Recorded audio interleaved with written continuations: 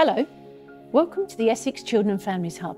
The Children and Families Hub is the front door to children's social care and Family Solutions, our early intervention service for families with complex needs.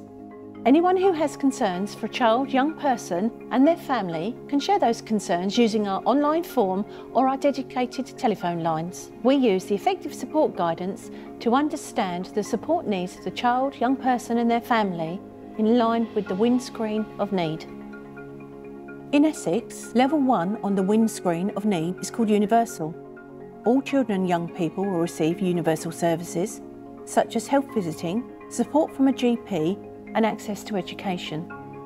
However, some children, either because of their own additional needs or because of less advantageous circumstances, will need extra help to be healthy, safe and to achieve their potential. We refer to this as level 2, additional need. For children whose needs are intensive, we call this level 3. A coordinated, multidisciplinary approach is usually best. This includes Family Solutions, our early help service for children and families with complex needs. Specialist services, level 4, are where the needs of children are so great that statutory intervention, such as children's social care, is required to keep them safe or to ensure their continued development. Hello, my name is Annette and I am a Senior Practitioner in the Children and Families Hub. My role as a Senior Practitioner is to oversee the staff at Pathway at the point where requests for support come into the Children and Families Hub. It is at the Pathway point when we make a decision as to where we feel that the information would be best triaged or explored. So it might be that if a request for support is considered to be level 2, we would pass that information to a team around the Family Support Officer. It might be that we feel that that information sits around level 3, in which case we would be looking at triage within the Children and Families Hub. It might be that we feel that information is level 4 and therefore of significant concern. We may automatically therefore pass it straight through to a social work team. On an average day, we receive 180 requests for support into the Children and Families Hub, and we aim to screen those within 4 hours. It's really important that requests for support are as clear as possible so that we can act upon what needs to happen next to ensure that families receive the support that they need as quickly as possible. It's important you've spoken to family to seek their consent and advise them that this information is going to be shared with the Children and Families Hub. So for me and my team, it's really important that your request for support provides very clear information as to who's in the family and identifying information such as correct addresses, telephone numbers.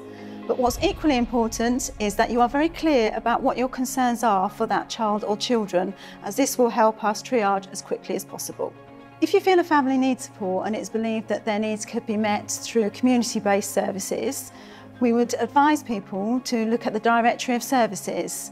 The Directory of Services provides county-wide information about services and resources which are accessible to everyone. Only if a child is at level 3 or 4 do you need to consider submitting a request for support. Hi, I'm Rochelle and I am the Team Around the Family Support Officer for West Essex, but we're known as TAFSOs. There's one of us per quadrant and we're aligned to the hub. So a part of our role is to support the Pathway advisors with the request for support, and when they feel like a family's needs can be met by a level 2 service, it will be my role to contact the referrer to help them plan a Team Around the Family meeting and help them to create an early help plan for those families. So some of the resources that are available to practitioners can be found on essex.gov website, and we've got a whole suite of how-to guides that can help any professional with early help, as well as an early help plan template that can be used with families during a meeting. When practitioners contact me before submitting a request for support form, we can both identify whether that family is in need of early help. I can also signpost you to local services that are in the community that may already be able to help that family. Hi, my name is Neil. I'm a family advisor in the Children's Family Hub in Essex. My main 2 roles as a triage advisor is to look at requests for support that have been transferred from the Pathway team, and also to take calls from the members of public and professionals. When we receive a request for support from Pathway, we have 4 days to action that. After receiving a request for support, I would speak to the parent to gather information. I'm having a discussion with them, get permission to speak to relevant agencies. Then I would then collate all that information, speak to the parent again. I would then send them a letter summarising the advice given.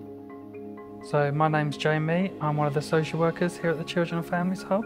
It's my role here in the Hub to triage requests for support when my colleagues have identified that there's a level 3 or level 4 support need, and that's really the level of needs that requests for support should be used for.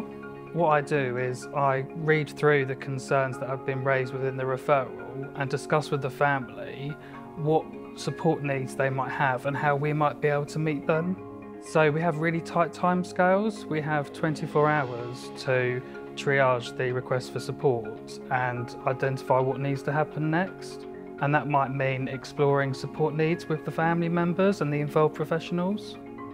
There are some challenges when a request for support isn't filled out fully. So if there's contact information missing or there isn't enough information to support our decision making, that might take longer to then triage and make a decision on the next steps. There's also some challenges sometimes when parents aren't aware that a request for support has been made by professionals, and they can be a bit shocked when we call them. So it's really important that when professionals fill out a request for support, that they've spoken to parents and made them aware that they're going to be discussing their concerns with us. Part of my role that I really enjoy is answering the professional consultation line. It's an opportunity for professionals to speak with us here at the Hub about what their concerns are, and we can have a look at what support the family might need. Often we talk about lower level support, so I might direct a professional to level 2 services or our directory of services, which I think can often be more beneficial and less invasive for the families.